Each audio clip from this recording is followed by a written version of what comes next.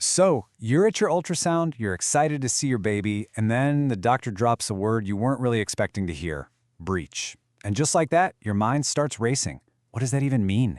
Today, we're going to break down what a breech baby is all about, what your options are, and I think you'll find the answers are a lot more reassuring than you might imagine. Okay, let's get right to it. This is the big question, isn't it? The one that pops into your head immediately. Oh no, does this mean I have to have a C-section? It's a totally understandable worry. But the answer? Well, it's not a simple yes or no.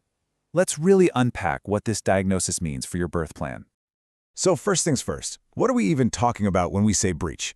It's actually pretty simple. It just means your baby is hanging out in a bottom-down or feet-down position inside the uterus. Kind of like they're sitting upright, with their head up near your ribs, instead of being in that typical head-down, ready-for-launch position we always hear about. Now, here is the first thing I really want you to hear.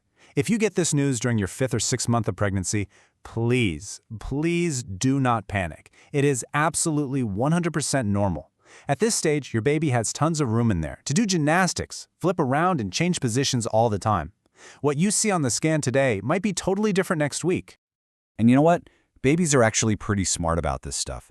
As your pregnancy moves along, the vast majority of them, we're talking around 96%, will naturally turn into that head-down position all by themselves. They just figure it out. This usually happens by the time you hit 36 to 38 weeks. Only a tiny fraction, about 3 to 4%, stay in that breech position when it's go time. So, that leads to the next logical question, right? If most babies flip, why do some decide to stay breech? What's going on in there that causes this? Let's take a look at some of the common reasons. Okay, this might actually surprise you. For about half of all breech cases, there's no specific reason at all. It's just the comfy position the baby decided to settle into. For the other half, though, we can sometimes point to a few things. It could be related to the amount of amniotic fluid. Either too much or too little can affect how they move. Sometimes uterine fibroids can get in the way. Or other factors, like if you're carrying twins, or if the baby just happens to have a larger head. So, what happens if you're getting closer to your due date and your little one is still sitting tight in that breech position? Are you just stuck waiting and hoping they'll turn? Not necessarily. There's actually a medical procedure designed specifically for this situation, and it's called an ECV. ECV stands for external cephalic version, which sounds super technical, I know, but the idea behind it is pretty straightforward. It's a non-surgical technique where a trained specialist uses their hands on the outside of your belly to gently encourage the baby to do a little somersault into the head-down position. So, how does this actually work? Well, timing is super important. It's usually done right around 36 weeks. That's kind of the sweet spot. The baby is developed enough, but there's hopefully still a bit of room to move. A doctor will place their hands on your abdomen and apply firm, steady pressure to gently guide the baby's head down towards your pelvis, helping them complete that 180-degree flip.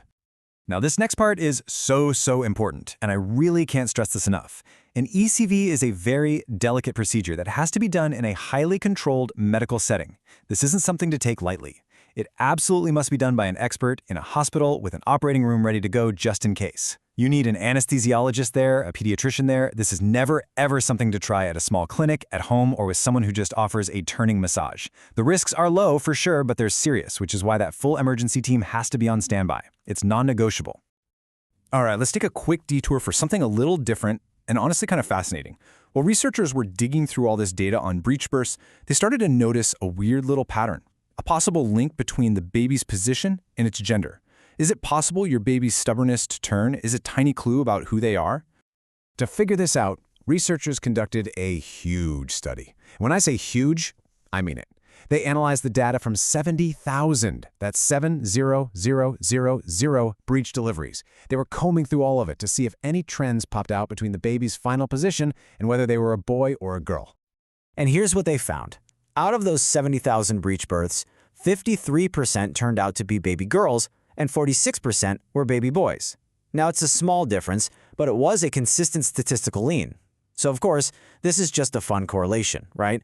It's definitely not a surefire way to predict gender, so don't go painting the nursery pink just yet. All right, fun facts aside, let's get back to the most important part of this whole journey. What if the ECV doesn't work? Or maybe it just wasn't an option for you, and your baby is still breech as you get close to your due date. What happens then?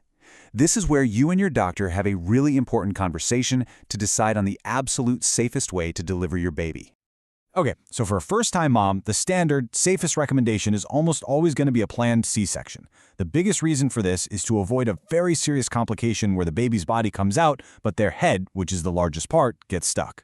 For moms who've had vaginal births before, a vaginal breech delivery might be on the table, but, and this is a big but, only under very specific circumstances. We're talking about things like a smaller baby and a cervix that's cooperating perfectly. It's definitely less common.